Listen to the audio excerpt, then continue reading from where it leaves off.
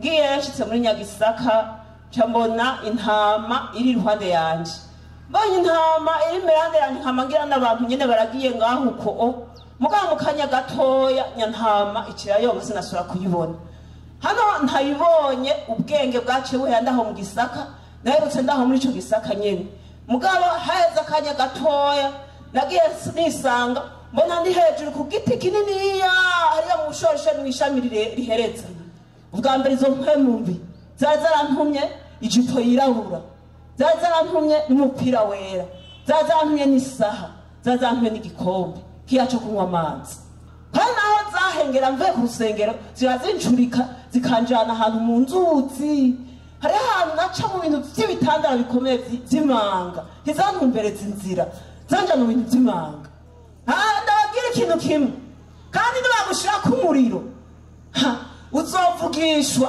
murabyumva niba usanzwe ufise mpwemu yera uzovugishwa muri ako kanya ivyo kubabara ntivyabayemo naziye numva umenga n'umuntu acishamo inkomezi ntadabivuga cane imana avuye gukorera ku mugomero niyemera kosha muri aka karere nta mana izoriho ku mugomero abantu rero baguma banda batuvuka n'abakoma induru reka gukoma induru jesisha imana mvuye gukora ku mugomera ntazobiriho abo bantu bararindira ko impuzu zofumba umwotsi cyangwa umushatsi ngufumbe barabura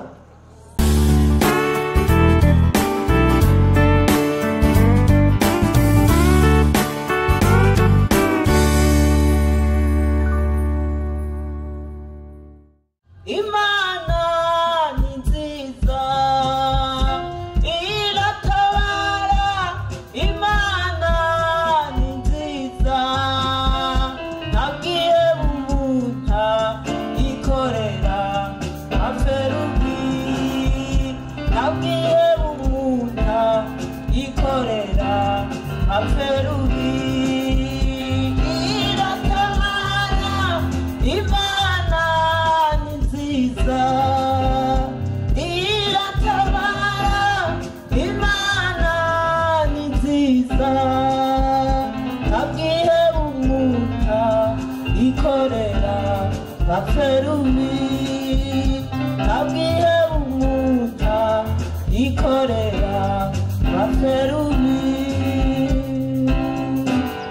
ndaramukije mwese mu izina rya Yesu murakomeye naje ndakomeye mpagurutse hano hantu ngomba gushinga intahe ivy'Imana yankoreye hanyuma rero ntaravuga ivy'Imana yantumye cyangwa ivyo Imana yankoreye dusome kiya gitabo ca Yesaya igice ca 6 dusome n'umurongo w'8 havuga ngo numva ijwi ry'umwami Imana rivuga riti ndatuma nde ninde yotubwira maze ndavuga nti ndi hano abarije utuma naco gituma ashizemo ijambo ngo harimo no gutumwa n'Imana kuko gushinga intahe no gutumwa n'Imana sivyo none hanyuma rero ngomba mvuga intahe y'ibice bibiri sindabatevya kuko intahe mfise ni nyinshi sinozivuga muri aka kanya ngomba mvuga intahe y'ubwa mbere ukuntu nahamagawe n'Imana aho umukunani mpamagara uko yabigenjeje Imana yo ni nziza iratabara sivyo hanyuma rero mu guhamagarwa n'Imana jewe nari nkiri umwana mutoya niga mu ishuri ya 4 hanyuma rero niga mu ishuri ya 4 niga mu ishengero rya Anglikani hanyuma rero muri iryo shengero rya Anglikani nari namaze kuba n'umuririmbyi nari nize nawe nabatijwe no kubatizwa nariko niga bijya bavuga ngo byo gukomezwa hanyuma rero buryaye hari waririmbye indirimbo yavuze ngo ubugombe bw'Imana si ukugenda umuntu atumbereye bari n'ahazunguruka ku bugombe bw'Imana kandi Imana ukwirikira arondera umuntu ahita amucisha mu byiza ariko ukamucisha ahantu hakomeye kugira ngo ayemerere hanyuma rero muko guhamagarwa n'Imana kwanje ndi aho muri iyo shuri ya 4 jewe nahevye kubera ikibazo ca mama yaragwaye cyane twe twavutse tubona mama yaramugaye adashobora gukora atakintu na kimwe ashobora gukora hanyuma ca tubaho twimenya umenga turabana ameze nk'imfuvyi papa wanje yakora Bujumbura ariko rero ko yakora Bujumbura ari umuntu nyene atameze neza hanyuma rero ntadukurikirane cyane kuko icyo kibazo cyariho cya mama. Hanyuma rero twe dukura mu bana bari basanzwe ko twitwa ko turi bakuru, yari jewe na basazanje babiri, je nagira gatatu. Hanyuma rero twatanga ishuri, cyari ikintu gikomeye kugira ngo tuje ku ishuri. Mama ntibyakunda ko abyuka. Hanyuma rero tugenda ku ishuri twaragerageza gukura kuko muhira hari nka turagira, hariho n'icyayi twaha. Hanyuma rero hageze rero mu gukuranwa, hamwe babiri baragenda ku ishuri, undi agasigara muhira karagira inka. Haragera igihe rero muri ivyo bihe turabona ibintu byo kwiga ko bitugoye cyane, turiko turagira muri ivyo bihe, turiko turagenda ku ishuri bakavuga ngo dusiba iminsi myinshi, bakadutatira cyane. Haca hafatwa ingingo yuko jewe nkwiye guheba ku ishuri kuko ari je nari umukobwa inyuma y'abahungu. Hanyuma rero mpevye ishuri ndayiheba, ndi mu ishuri ya kane. Maze guheba ishuri niho rero naca niga, ndabatizwa mu Anglikani. Arendi muri ivyo bintu byo kugira ngo nige nzokomezwe, niho rero Imana yampamagara. Muri uko kumpamagara rero murumva ko twari muri ivyo bibazo by'abavyeyi. Nari ngiye gusenya mu masaha yo ku mugoroba, hari nka saa 10 ngiye gusenya rero hari ahantu nabonye inkwi. Ngiye yashitse muri Nyagisaka cyambona intama iri iruhande yanje. Mbonye intama iri iruhande yanje, nkamangira n'abantu nyene baragiye ngaho uko mugabo mu kanya gatoya nyantama ikirayonga sinasura kuyibona. Hano ntayibonye, ubwenge bwace buhe ndaho mu Gisaka, naherutse ndaho muri ico Gisaka nyene. Mugabo haheze akanya gatoya nagiye nisanga mbona ndi hejuru ku giti kininiya hariya mu bushoshe n'ishami rihereza. Hanyuma rero mugabo ndi kuri ico giti cyantangura gukoma induru cyane. Ndakoma induru nko guhera izo saha, ndinjiza nk'isaha imwe ndiko ndakoma induru. Mugabo rero muri ako kanya sinamenye ukuntu nururutse ngo mve kuri ico giti. Nagiye kwisanga mbona ndi muhira, hanya ndi muhira nagiye kwisanga mbona bamboshe ndi kubiziriko ku maboko no ku maguru. Numva hajya burya iyo umuntu agwaye akagwara, rimwe hazi ibintu by'ubwenge akabona ahantu hari cyangwa n'ibintu ari karagira. Mugabo muri ako kanya niho naza mbona ko muhira nagize ibintu bibi, ibintu by'inkono namenaguye nako bisazi byamenetse. Hanyuma rero muri ako kanya abadayimoni baguma bamboshe cyane, bakabona ko mbyuka nkiruka, bagaca banshira ko ikiziriko. Murumva ko mbere twadufise icyo kibazo ca mama, basazanje nibo bace bagira ibibazo, bama bariko baraboha. Hanyuma rero hagera igihe ngomba nyarutse, ngomba mvuga imyaka namaze ngwaye ivyo bintu. Namaze imyaka 3, kandi iyo myaka 3 bijya bisabwa n'umuntu agwaye mu mutwe byose byari byambayeko. Kuko muri iyo myaka 3 sinamesa, siniyoga, sinaca inzara zo ku maguru. Harageze igihe nyabadayimoni rero bari bafise amategeko bama bankoresha nari igikoresho c'abadayimoni. Hanyuma rero haraho zanyirukana zikanjana nk'iyo mu nzuzi, hirirwa ndazunguruka, mabona ko uruzi rugenda, haca iyo ruca ndahagwaca mu mikere naracayo. Haraho rero kuwundi munsi ugira aka kabiri zantegeka kwirirwa ndavuza induru ku musozi. Guhera isaha 11 yabyutse ndiko ndavuza induru, nkavuga shika mu ijoro ndiko ndavuza induru. Yesu adufashe. Hanyuma rero haragera igihe haranaho zanyomokana, nkagenda kwibarabara hari ahantu bazi ku Muyange, nkajya gutegera imiduga. Ico nico kazi zimpaye, hirirwa ndategera imiduga naje naho umusazi. Anaha baca bambaza ngo uja hehe, naje naca mvuga nti nja mu Gisumu ca Mwaro. Urumva ko zatinyomokaye, bavuga rero ngo ahantu ku Gisumu ca Mwaro hari hakorera abadayimoni cyane gose. Hanyuma rero Imana iranzigama, muri ico gihe haraho zananyomokanye ziranjana hano mu nzira zijana hariya ku Gitumba bahazi hariya mu za Kibezi. Ngomba ndababwire muri iyo myaka 2 yaheze ndiko ndiruka uko nyene. Ku mwaka ugira 3 zica ziranyomokana, ziranjana ahantu musi ya Rubanga, ahantu i Rubanga hakuri rise Rubanga, ahantu hepfo mu kantu kakuzi, zimboheraho. Zimboheyeho haragera igihe hariho abambaza bati mbega none uwo mwaka waheze ndaho hantu, bakaguma bambaza bati none ngaho warajya cyangwa wagira iki.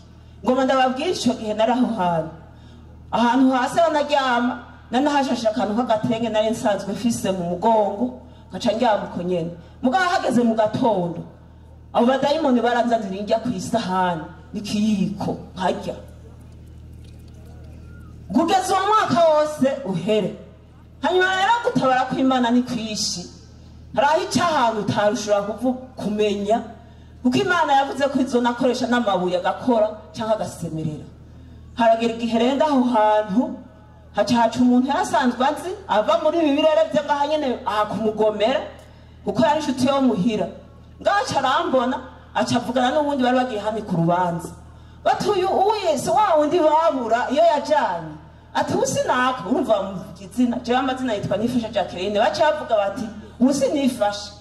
Hanyuma rero haragera igihe aca aranyegera kugira yumvire ko mvuga kuko nari nteye ubwoba murumva umushatsi nari mfise wo ku mutwe inzara impuzu noneho ibisabwa n'umusazi byose byari kuri jewe. Haragera igihe rero yanyegereye ati mbega wewe uri naka hego yumvise mvuze ngo ndakujana muhira hego aca aravuga ati haguruka ndakujana tuca turaza we inzira yaciyemo je sinazimenye mugabo ahantu nagiye kumenya cyane twaciye hari ahantu ho ku rusengero ngaho ku Ruyange turaza dushitse ngaha twaciye no ngaho turinjira nahajya mu rugo w'abakozi b'Imana ngaha umukozi w'Imana yari ahari yaragize ubwoba nserutse hari ibintu yarinze yavuze ntayinje kuvugira ngaha ngabo haragera igihuno aca avuga ati ndagoma umumpemburira indya umumperezo ibyo yorya kuko urabona ko amazi igihe yaragiye aheza barangaburira aheza arandugana ashikanye muhira ngo ndababwire ugutabara kw'Imana canke ugukizwa canke guhamagara kw'Imana citse muhira zace zimbohera ku gikingi c'irembo ngumaho nyene hafi y'inga ryose ngaho nyene. Rero ishengero dusengeramwe ishengero rya Perigoti ishengero ryari rikiza hari iwacu muri ya misozi jemba kwishengero kwishuri y'Inyarubuye ubwiriza n'ubunyene ngaha ku Mugomero mugabo yo shiri Nyarubuye ntihari bwaze yari nkashasha bahari kuntu bayivuga ngo n'abaparumasi ngo badutse baca bavuga rero ukuntu basenga. Hanyuma rero muri icyo gihe jenaje muri abo baparumasi hariho umuntu yarasengerayo iwacu yitwa ko ari muvyara wanje naje mu bamugwanye narimo kuko nabona ko umenga yari yadukije yarangaye. Hanyuma rero mugandazi ikintu yambwiye kandi burya ikintu kivuze n'umukizwa kirakubako kuko yambwiye ati wewe nubwo ngwanyuko uzoza bakuboshe uzoza uri umusazi kandi byaciye biba none mwumve ibintu bivugwa n'abantu b'Imana tuze turirinda rero. Hanyuma rero hagera igihe shitse ahantu zimboye aho hantu harahera ihinga ryose ndaho hantu nyene rumva n'inka bikagora ukuntu zitandi kuringa kujo kingi c'irembo no kugarira bikagorana. Umurababwire rero gutabara kw'Imana hariho umuntu yari amaze gukizwa kuri umusozi wacu acaraza arabwira abavyeyi ati aho umwana gwaye uko ibihamaze ameze uko aha nibisiga gwaye n'abadayimoni twamujana muri iriya shengero ririya nyene arababwira papa yanze avuga ngo bijya shengero ryadutse ati rike acavuga ngo na kare ngo yari yapfuye na nana mubuze ngo jana ngo je simpagarara imbere aca rero uno cyari igikorwa gikomeye cyo gukorwa n'umuntu w'umunyenkomezi yuzuye mpwemu yera kugira ngo nkure aho hantu kuri ico kingi c'irembo vy'ukuri yakoze akazi gakomeye vy'ukuri ni Imana yamufashije kuko cyari ikintu gikomeye cyane. Rero arasenga ku munsi wa mbere yemeye ko ntwara ntiyantwaye kubera byase kumva kuri ico kingi c'irembo aca njana ku munsi ugira kane ashikanye rero ku rusengero aho ku rusengero sinenda hazi shitse nasanze abarinzi ariko barategura kuko ntarinzi ukuntu bategura atakinga kimwe narinzi je ndashika ndicara. Hanyuma rero haragira igihe baransengera basengeye umunsi w'ubwa mbere sinakira kuko hari ibintu by'ibigirwamana bari barangiriye. Ubwa mbere izo mpwemu mbi zarantumye ijipo yirabura zarantumye n'umupira wera zarantumye n'isaha zarantumye n'igikombe kiya cyo kunywa amazi. Hanyuma rero hagera igihe rero abakozi Imana baja muri urwo rugamba bagasenga bikanga hari naho zahengera mvuye ku rusengero ziba zincurika zikanjana ahantu mu nzuzi, hari ahantu naca mu bintu by'ibitandara bikomeye by'imanga, ntizantumbereza inzira zanjana mu bintu by'imanga. Rero abantu bari basanzwe bari muri ako karere bakijijwe, nibo bari bafise intambara kugira ngo bantane cyangwa basubane ku rusengero, cyari ikintu gikomeye kandi ngoroye kuguru ukuboko uku byari ibintu bidasanzwe. Haragera igihe rero Yesu ashimwe mbere turi kumwe, Yesu n'abahezagira. Hanyuma rero haragera igihe umukozi w'Imana aranyegera arambaza, tiwowe burya nta bintu bakugiriye ibintu by'ibiki, kuko jewe byose nabimenya ko hari igifashi cyavyo, nanzi ngo ibintu isaha yoyo murazi ko umuntu ucumenga nugushatsa. Hanyuma rero haragera igihe ndabimubwira ati ivyo bintu rero urakwiye kuzobizana tukabiturira. Haragera igihe rero ndagenda ndabijana ndabiturira, babituriye ca ndakira. Yesu n'abahezagira, Yesu nashimwe. Yesu yarambohoye, nari umuntu yafashwe n'abadayimoni bidasanzwe, n'inga sinarya sinarya inyagizo izo badayimoni bemeye ko njya muri urya turima. Yesu n'abahezagira. Hanyuma rero guhamagarwa kwiwanje kwabaye uko. Haragera igihe rero maze gukira abadayimoni, umukozi w'Imana ati uzoca wiga igice ubatizwe. Yego mugabo rero ngeze kuja kwiga igice ngo mbatizwe, ndayibwira muhira nti je ngomba nzoje kwiga mbatizwe. Ngo yo uragasema mu rugo kwari umuntu yobatizwa kabiri, ngo nta muntu ashobora kubatizwa kabiri, nta mibatizo ibiriho. Ngo wewe warabatijwe warahejeje, ugenda basigaye bakwakira hariya ntoyaye. Je bambwiye ko ari kwiga nkabatizwa, ngo nikishoboka papa, ngo nikishoboka. Haragera igihe nabwa nti none uraza aho Imana yankuye, none hajya nari isanzwe ndi bene data by'ukuri mu gusenga Imana, ugasenga uri muri mpwemu yera, harimo ubushobozi muravyumva. Kuko muri iryo shengero rya Anglikani ntimuhave muvuga ngo ntibasenge, hano abate bakanshira ko ingoma wariko barakubita ibisigo, ingoma bakayimvugiriza ku mutwe bikarushirizaho kunyica rwose, umutwe ukamera kaza numva ngo muvemo. Hano abasha bashiramo ibitutsi byo gutuka abadayimoni atari izina rya Yesu. Yesu n'abahezagira, ega ntigari izina rya Yesu, ari ibindi bintu bavuga ngo muvemo, ingoma bakayikubitira ku mutwe. Ariko hanabonye ahantu hari Imana by'ukuri. Haragera igihe rero ndaho hantu ndiko ndavuga ibyo kubatirizwa ntibabihambije, eka ndetse no mu muryango baravuga ngo umuryango wacu nabatizwa kabiri. Weka jewe rero ndagenda muri icyo gihe cyo kwiyana k'iwanje, maze kubona icyo kintu nari mfise ubushobozi bwo kwegera umukozi w'Imana cyane, icyanzazanira cyose naca ngenda nkamubaza, none ko bimeze uku n'uku ngirende ateka ega ntibazokwemerera kuza umuneza, uzoza ariko kwa Mungu tuzokwigisha igice hanyuma ubatizwe. Je niga kwa Mungu, bamwe biga kwa gatatu no kwa Mungu, mugabo je niga kwa Mungu kubera icyo kibazo. Haragera igihe rero maze kwiga ngo mbatizwe, haragera igihe no kubatizwa ndaza kubatizwa. Mugabo mukuza kubatizwa ngo ndabibabwire impuzu nanaye ndazinyegeje ahantu mu Gisaka, njamva muhira nambaye impuzu zo muhira kugira ngo ntibabone iyo ngiye, kuko baguma baririkiza yuko noba nja guhabwa ngo batizwe. Mugabo rero ngo ndababwira ikintu cyabaye ku munsi wo kubatizwa, cyabaye ikintu gikomeye mvuye ngaha kubatizwa. Iwo munsi wa mbere natangwe gukubitwa inkoni, baca batangwa barankubita kuko nari numva muri jewe hari ikintu congobera mbere kubivuga ko nabatijwe, kuko narabyumva mu mutima naho ndabihisha, naho ndabihishiriza hehe. Ega ibikorwa nzu nkora none ndaza nako njya gusenga, je naciyenza ndagenda nambaye izo mpuzu mvuye kubatizwamo, ndashika ati barasanuka ngoma ndakivuga suko batwenza.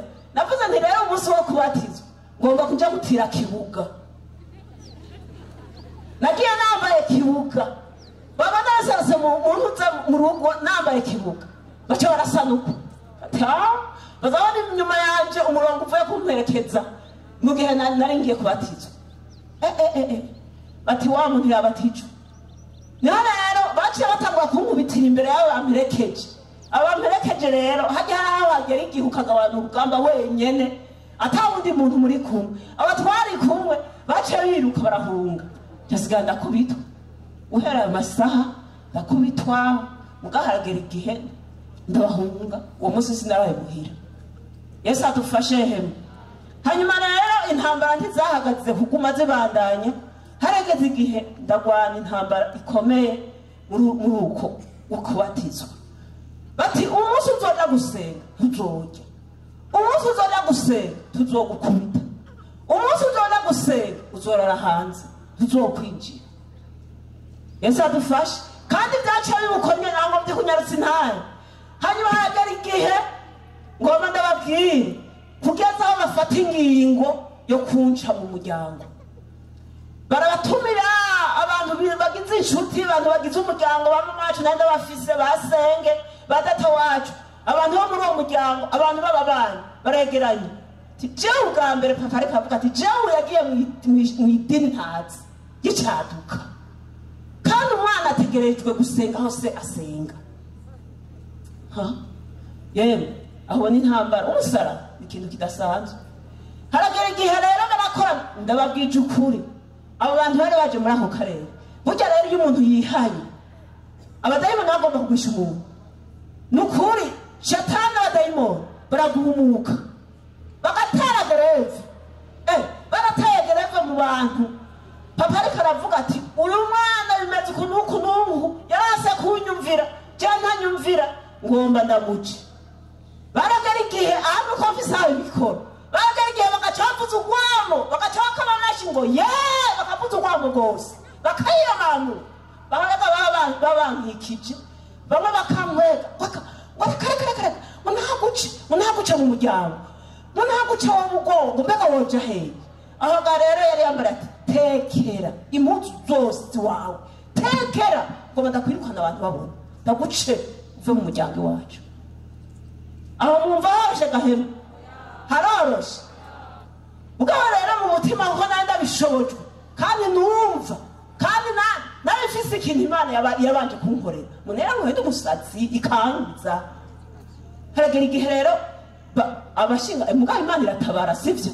Haragera igihe abashinga ntahe bavuga ngo nagende ngo arondere ngo abantu ngo bamuhanure ngo banyi nawe nasene bagende bamuhanure. Ngabona banjanye haraka haruna ati uremeye baguce nanje hako nihakana Yesu.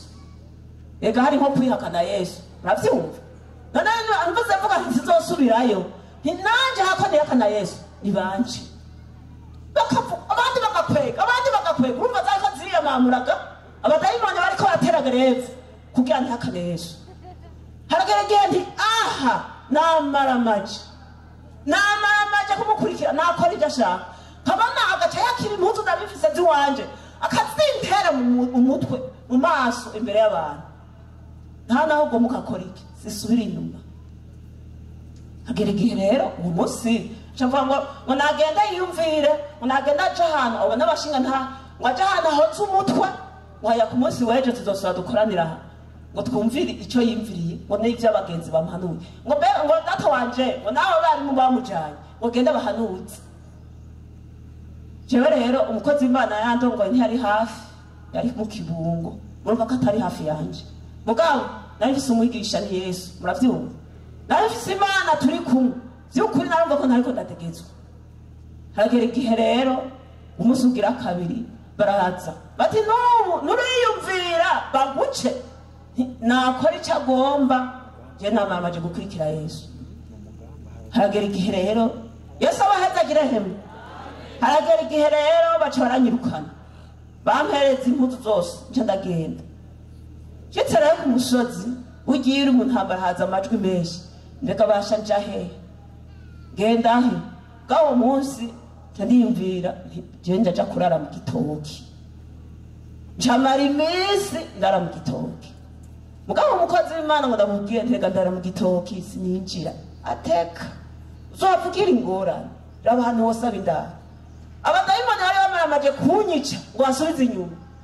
Haragera igihe rero ndafata ingingo yo kuja ahantu kanaka. Hanyuma ndahamara igihe kitari gito hafi umwaka urenga ndaho hantu. Haragera igihe rero umusaza wanje yariga aza ansanga aho hantu. None wewe wibwira ko bizogenda gute? None ko ntazokwihakana Yesu? Ika sinzomuheba. Aca ati ngo ndakujane ndabe ko ishavu ryo ryaraheze rya papa. Shitse aya dutamaje mu irembo ngo utagonda amaraso umpuze muri uru rugo. Ndasubira inyuma.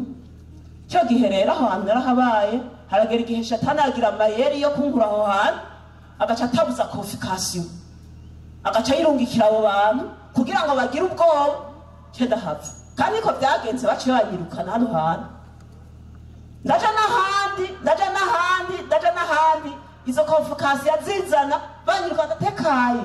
Umva yacavuga ati uwo muntu atunze umwana wanje aharuri imisi ariko aramukorera azoca mpemba, kandi ambarire n'umuntu yamuhaye ububasha bwo gutuma umwana wanje navyaye. Yesu adufashe. Haragera igihe rero ivyo bintu ndabizungurukamo. Yesu adufashe. Intambara rero nizahorokeje zagumye zibandanya, ariko ndashimiye Yesu ko kuba nkiriho kuko naciye ahantu hadasanzwe. Ngo madangirize kuri ntahimwe nyagihe nari mvuye ngaha kuvoma aha ku Mugomera. Twariko turasenga hari intuze amaterano. Hanyuma rero shitse nyagihe ico gihe nariko ndazunguruka uko harageze igihe ndagaruka muhira. Ndemera guhanga n'urugamba aha nta handi mpfangira nta wundi muhana nzoja kubamo. Umunsi azokwemera ko ninjira nzokwinjira, atemeye ko ninjira nzoja aho hanze. Mugabo data wacu caraza ati fumushira hajya mu ndaro, mujya ndaro iri hajya muhira. Yari ndaro hari akadaro kari muhira apfume bahajya.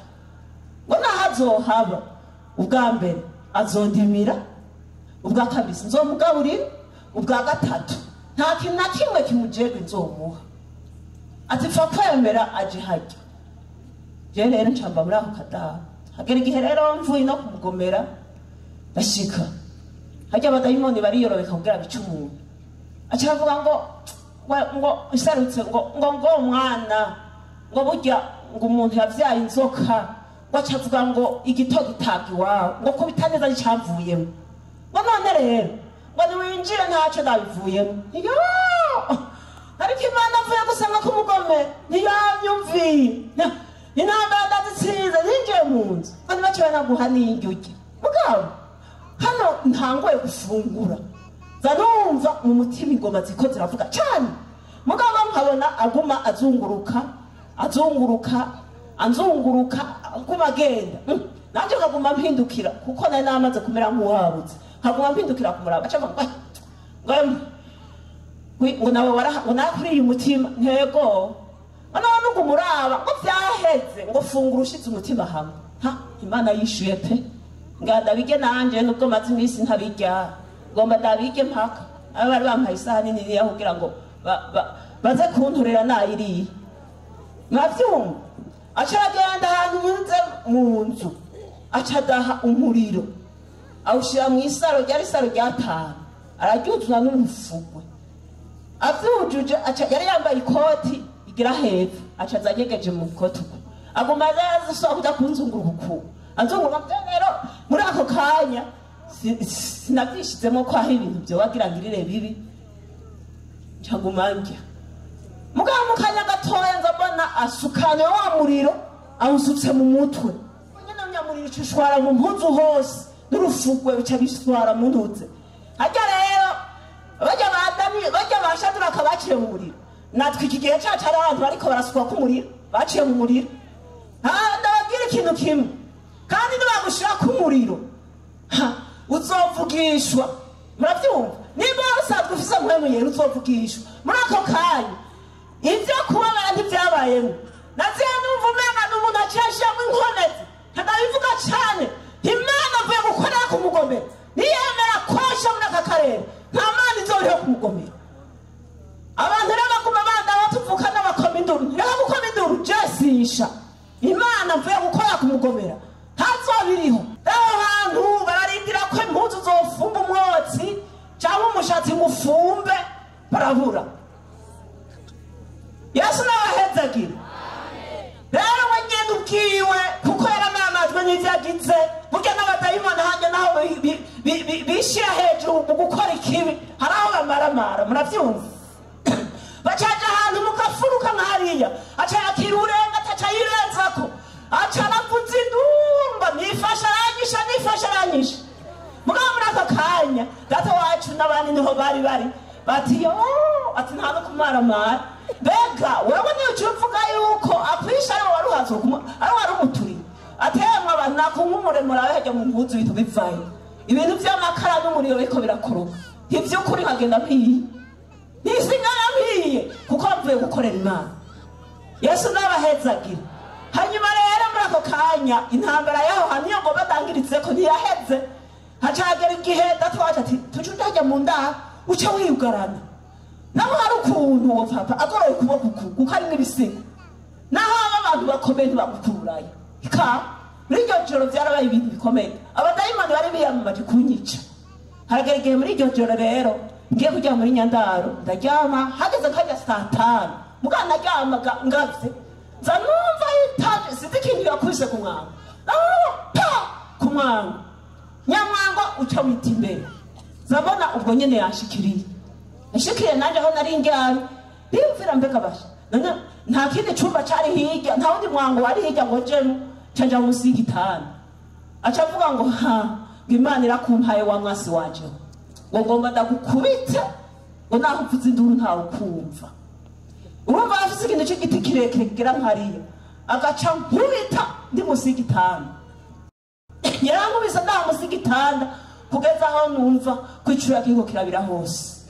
Haragera igihe nterega ari gufata pfuye ndavuza induru rero mugabo kuko ya data wacu yari yamaze kubona ko intambara zashushe wamenga yari maso ubwo nyene aca bayashize baca barafatangana ata nagomba ndamufate ufumu ucuduga ku gitanda ucuca mu idirisha ukorokere hariya hanyuma ibikurikira navyo Imana izobigutabara. Nca rero nca hamwe ku gitanda nca mu idirisha nca nkorokere inyuma mu rugo nca ndahunga. Yesu adufashe mu nyihangane ndagaheze ngira mpeze. Hanyuma rero niho haca hagera aho hari nko saa 5 kandi imvura yari yaguye cyane yaguye n'inzuzi zuzuye. Hagera igihe rero nca ndimvira nanizi saa 5 njahe urumva navuye kumugomera nyagirwa ndatkanye ndagize je ngomba je kwaka indaro. Aho ngiye kwaka indaro toya ibishoka kandi wanangiye kwaka indaro yari ntakijijwe mugabo yafise se adakijijwe aca aravuga ataha nubwo uje amasaha papa arembekesha inzoka kandi uko arembekesha inzoka sinzahiru ishobora no kunjya cyangwa ikakurya none wumva no guhindara gute atunguruza ugende baguhindara hakurya naho hakurya uruzi guzuye wanasheshe n'inkombe n'ibiraro nta kintu na kimwe kikiboneka mugabo ntakundi reka ngende ko uruzi guze ngira ngo kumbe nobone ibiraro ndagenda nshitse hano hantu oya ndiko nshitse hepfo gatoya kuko naca mu bintu by'ibiti kandi burya amajambere ni meza nta bintu by'utorosha nta matelefone napfa kugenda kwiyumvira gusa kuko nanda hazi hiyumvira aho noca niho haca hagera igihe nshitse hepfo mu mikaratusi numva ikintu kiro kirahonyora mu mikaratusi gihonyora numva imikaratusi kiranyagara mugaca numva ijwi mu mutima ngwiruka cyane ngwiruka urapfuye yewe sinovuga ngo nije nirutse Imana iranyirukishije ca ndiruka rwose nirutse nza numva cya kintu kuko nanakimenye Imana igomba kumenyesha icarico nza numva kirabiye cyane ngo he inshuro 3 aho yari mbwebwe Imana tumbega ngomba nibwa ari mbwebwe nayo niho rero naca niruka iri nyuma yanje inyuma yanje shitse kuri gwaruzi cyasanga gwaruzi gwasheshe nta mashobora kujabukira muganje niva ntako nibwa nimbwebwe jewe ngira nkokere mu ruzi Imana nacenga Imana naragukorera akirugingo bwaje cyandurukira mu ruzi ngiriko ndagenda uku numva umenga ndiko ndaca ahantu himusozi aho amazi yasesetse muga haragera igihe cyadadwebera dobere amazi aho mwizosi naguma mpuha haragera igihe rero hajya rero bavuga bati uruzi iyo rukwibitse inshuro zitatu ku nshuro igira gatatu ruba rukunitse jewe bampindukiza ubwa mbere runka mu mupfundo wa hariya rasaba bampindukiza mu mpamundi mupfundo nkariya haragera igihe rero ku nshuro igira gatatu ugutabara kw'Imana muravyumva icira nyamupfundo cunta ahantu imusozi canumva ndiko ndagenda ukundi ko ngenda mu mazi mugabo ndiko ngenda imusozi Imana yanje ukije